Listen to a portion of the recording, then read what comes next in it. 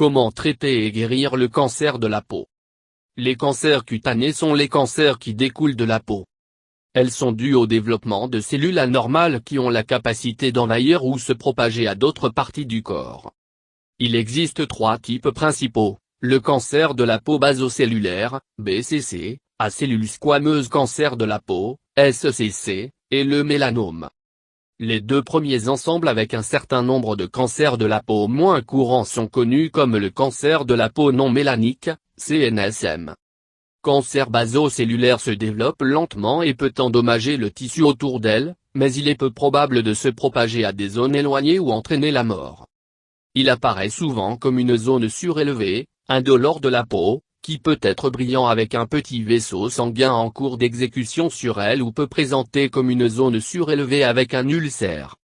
Le cancer à cellules squameuses est plus susceptible de spréa.it présente habituellement comme une boule dure avec un top écailleuse, mais peut également former un ulcère. Les mélanomes sont les plus agressifs. Les signes comprennent une taupe qui a changé dans la taille, la forme, la couleur, a des bords irréguliers, a plus d'une couleur, et des démangeaisons ou des saignements. Plus de 90% des cas sont causés par l'exposition au rayonnement ultraviolet du soleil. Cette exposition augmente le risque de tous les trois principaux types de cancer de la peau. L'exposition a augmenté en partie en raison d'une couche d'ozone plus mince layée.li devient une autre source commune de rayonnement ultraviolet. Pour les mélanomes et les cancers basocellulaires, exposition durant l'enfance est particulièrement néfaste. Pour les cancers spinocellulaires, exposition totale, quel que soit le moment où elle se produit, est plus important. Entre 20% et 30% des mélanomes se développent à partir des taupes. Les personnes ayant la peau claire sont plus à risque que sont ceux dont la fonction immunitaire pauvre comme de médicaments ou le vieil. Diagnosis et par biopsie.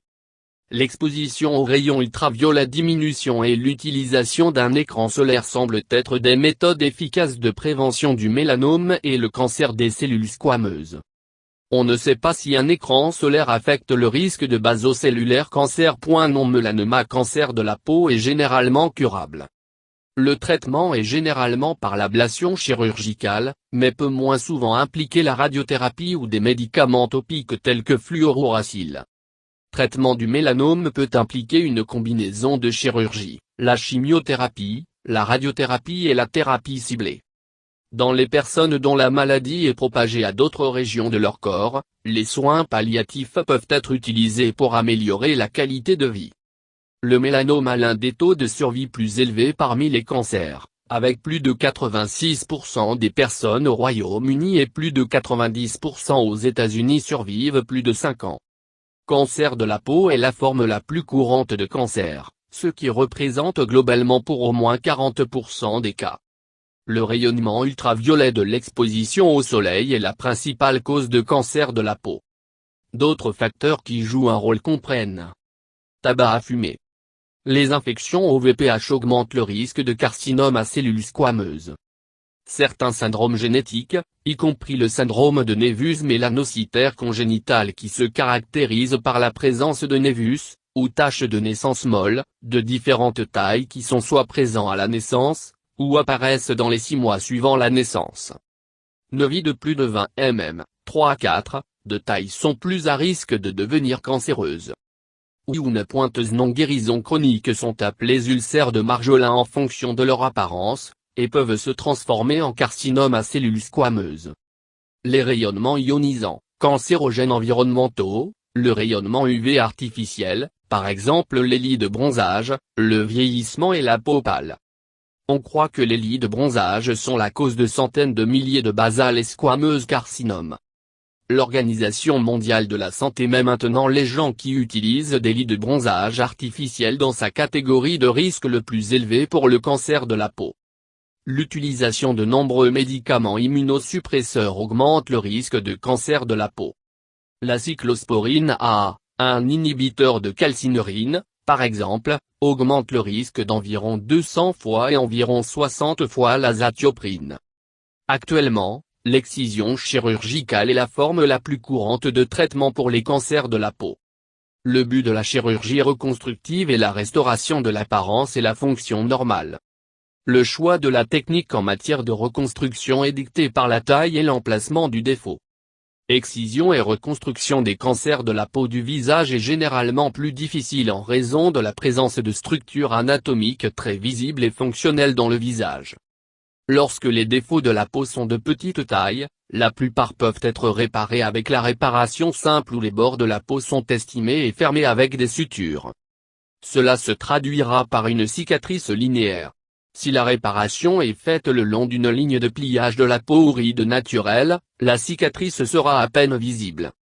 Grands défauts peuvent nécessiter une réparation avec une greffe de peau, lambeau de peau local, lambeau pédiculé de la peau, ou d'un lambeau libre microvasculaire. Les greffes de peau et des lambeaux locaux de la peau sont de loin plus fréquents que les autres choix énumérés. La greffe de peau est patchée d'un défaut avec la peau qui est retirée d'un autre site dans le corps. La greffe de peau est suturée au bord du défaut, et un pansement traversin est placé au sommet de la greffe pendant 7 à 10 jours, pour immobiliser la greffe comme il guérit en place. Il existe deux formes de greffe de peau, épaisseur fendue et pleine épaisseur. Dans une greffe de peau d'épaisseur partielle, un rasoir est utilisé pour raser une couche de peau de l'abdomen ou de la cuisson. Le site donneur régénère la peau et guérit sur une période de 2 semaines. Dans une greffe complète de la peau d'épaisseur, un segment de la peau est totalement retiré et le site donneur doit être suturé fermé. Greffes d'épaisseur fractionnée peuvent être utilisées pour réparer des défauts plus importants, mais les greffons sont inférieurs dans leur aspect esthétique. Plein greffes épaisseur de la peau sont plus acceptables cosmétiquement. Cependant, les greffes d'épaisseur totale ne peuvent être utilisées pour les petites ou moyennes défauts de taille.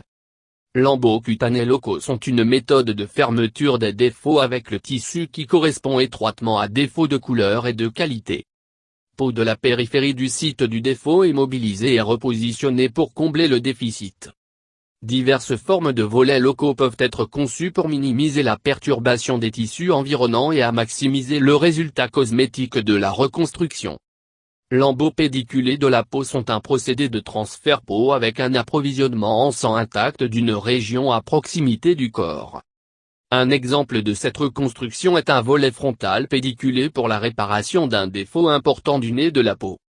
Une fois que le volet développe une source d'approvisionnement en sang forme son nouveau lit, le pédicule vasculaire peut être détaché. Dans le traitement du cancer, les différents types de médecins travaillent souvent ensemble pour créer un plan de traitement global d'un patient qui combine différents types de traitements. Ceci est appelé une équipe multidisciplinaire. Les équipes de soins de cancer comprennent également une variété d'autres professionnels des soins de santé, y compris les assistants médecins, des infirmières, des travailleurs sociaux, des pharmaciens, des conseillers, des diététistes et autres. Description des options de traitement les plus courants pour le cancer non mélanique de la peau sont énumérées ci-dessous. Options et recommandations de traitement dépendent de plusieurs facteurs, y compris la taille et l'emplacement du cancer de la peau, les effets secondaires possibles, et les préférences du patient et la santé globale. Votre plan de soins peut également inclure le traitement des symptômes et des effets secondaires, une partie importante des soins de cancer. Prenez le temps d'en apprendre davantage sur l'ensemble de vos options de traitement et être sûr de poser des questions sur des choses qui ne sont pas claires. Aussi, parlez des objectifs de chaque traitement avec votre médecin et ce que vous pouvez vous attendre tout en recevant le traitement. Le cancer et son traitement entraînent souvent des effets secondaires. En plus du traitement pour ralentir, arrêter ou éliminer le cancer, une partie importante des soins du cancer soulage les symptômes d'une personne et les effets secondaires. Cette approche est appelée soins palliatifs ou de soutien, et il inclut le soutien du patient avec ses besoins physiques, émotionnels et sociaux. Les soins palliatifs sont tout traitement qui se concentre sur la réduction des symptômes, l'amélioration de la qualité de vie, et de soutenir les patients et leurs familles. Toute personne, quel que soit l'âge ou le type et le stade du cancer, peut recevoir des soins palliatifs. Ils fonctionnent mieux lorsque les soins palliatifs a commencé aussitôt que nécessaire dans le processus de traitement du cancer. Les gens reçoivent souvent un traitement pour le cancer et le traitement pour soulager les effets secondaires en même temps. En fait, les patients qui reçoivent tous les deux ont souvent des symptômes moins sévères, une meilleure qualité de vie, et indiquent qu'ils sont plus satisfaits de traitement. Les traitements palliatifs varient considérablement et comprennent souvent des médicaments, des changements nutritionnels, techniques de relaxation, le soutien affectif, et d'autres thérapies. Vous pouvez également recevoir des traitements palliatifs semblables à ceux qui sont destinés à éliminer le cancer, tels que les médicaments topiques, la chirurgie ou la radiothérapie. Discutez avec votre médecin au sujet des objectifs de chaque traitement dans votre plan de traitement. Avant le début du traitement, parlez-en avec votre équipe de soins de santé sur les effets secondaires possibles de votre plan de traitement spécifique et les options de soins palliatifs. Et pendant et après le traitement, assurez-vous de dire à votre médecin ou un autre membre de l'équipe de soins de santé si vous rencontrez un problème de sorte qu'il peut être résolu le plus rapidement possible.